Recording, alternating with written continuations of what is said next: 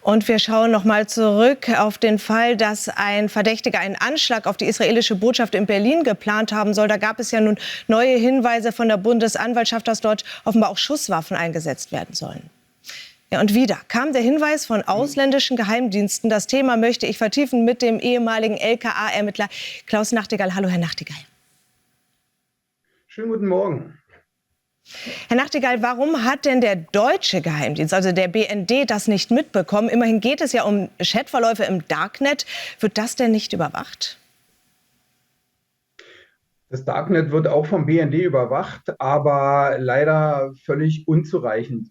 Und wir haben immer wieder ein großes Problem, was bei allen möglichen Sachen auftaucht, nicht nur in der Bekämpfung des Terrorismus, sondern auch zum Beispiel in der Bekämpfung von Kinderpornografie. Wir haben nun mal in Deutschland nicht die Vorratsdatenspeicherung, die für uns für eine effektive Kriminalitätsbekämpfung und auch Vorbeugung unumgänglich ist. Aber leider sind wir da dann immer auf Hinweise von befreundeten Diensten angewiesen, was uns wirklich natürlich erheblich behindert.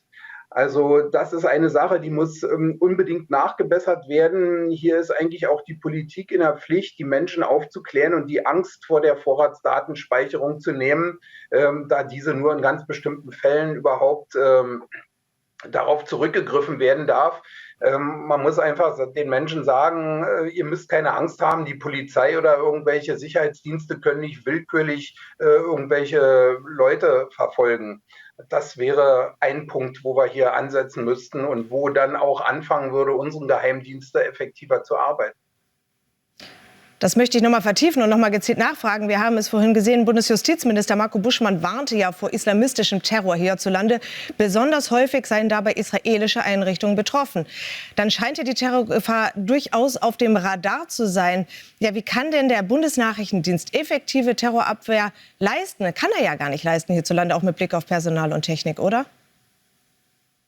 Richtig, Sie haben es absolut auf den Punkt gebracht.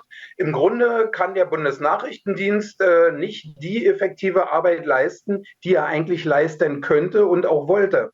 Das ist in der Politik bekannt. Die ganzen Chefs der Sicherheitsbehörden weisen die Politik immer wieder darauf hin, aber offensichtlich aus ideologischen Gründen und eigentlich gerade die FDP sind genau diejenigen, die das nämlich ausbremsen. Und damit wird effektiver Schutz der Bevölkerung ausgebremst. Das ist alles bekannt.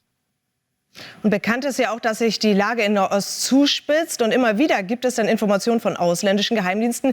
Wie wird das denn außerhalb von Deutschland wahrgenommen, von den ausländischen Geheimdiensten, dass doch immer sie wieder die Hinweise liefern müssen und nicht wir sie selber finden?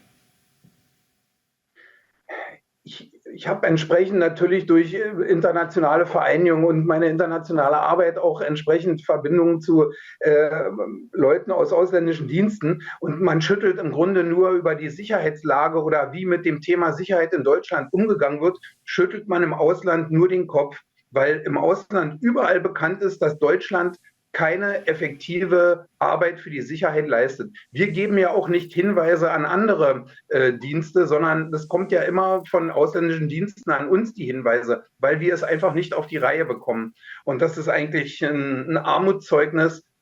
Aber wie gesagt, daran ist nicht der BND selber schuld. Das hat mit den Mitarbeiterinnen und Mitarbeitern des BND nichts zu tun. Das ist einfach die Gesetzeslage und der politische Wille, der bei uns nicht da ist. Ja, und von mehr als 700 im vergangenen Jahr eingeleiteten Ermittlungsverfahren aus dem Bereich Terrorismus und Staatsschutz betrafen laut Generalbundesanwalt Rommel zufolge knapp 500 den islamistischen Terror. Was muss angesichts dieser Zahl denn passieren, um die Sicherheit der Bürger in Deutschland zu gewährleisten, also mit den nötigen Mitteln und auch den vorhandenen Mitteln? Mit den nötigen und vorhandenen Mitteln sehen wir relativ schwach aus. Man kann natürlich noch rangehen und sagen, wir müssen im Bereich des Staatsschutzes die VP-Führung ausbauen, also Vertrauensleute, Vertrauenspersonen besser einsetzen, mehr einsetzen.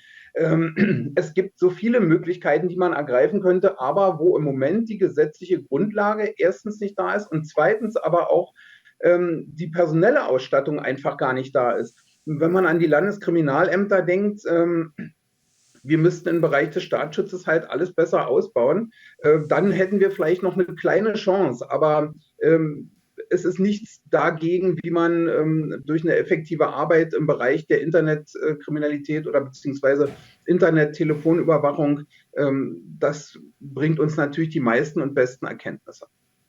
Also angesichts der wachsenden Terrorgefahr, der islamistischen Terrorgefahr, steht Deutschland wirklich nicht gut da, auch mit Blick vom Ausland auf Deutschland. Danke für Ihre Einschätzung.